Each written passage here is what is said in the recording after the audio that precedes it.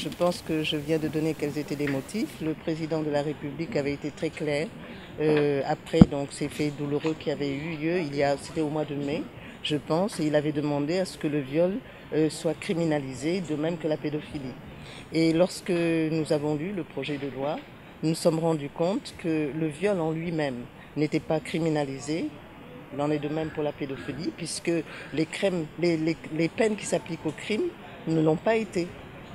Aussi bien pour le viol que pour la pédophilie. On en reste, disons, au même stade que lors de de la loi de 1999, à savoir que le viol est puni d'une peine de 5 ans à 10 ans d'emprisonnement. On a ajouté une amende de 500 000 à 5 millions de francs. Que la pédophilie, c'est la même chose, c'est 5 ans et 10 ans d'emprisonnement, alors que l'article 7 nouveau vous dit que les peines en matière criminelle sont la réclusion criminelle à temps, la réclusion à perpétuité, la réclusion criminelle à temps, la détention criminelle à temps dans le cadre politique et la dégradation civile.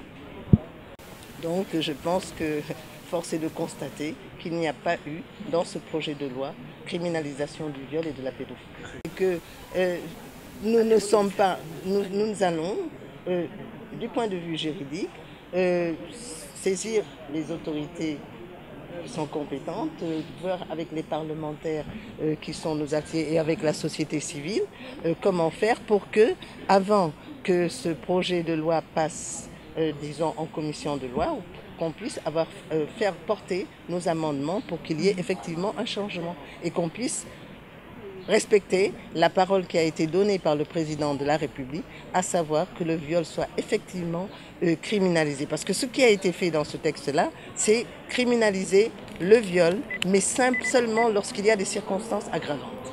Et ça, je pense que le viol en lui-même est très grave et je crois que les circonstances aggravantes le rendent beaucoup plus grave, mais on ne peut pas ne pas criminaliser à l'heure actuelle le viol au Sénégal.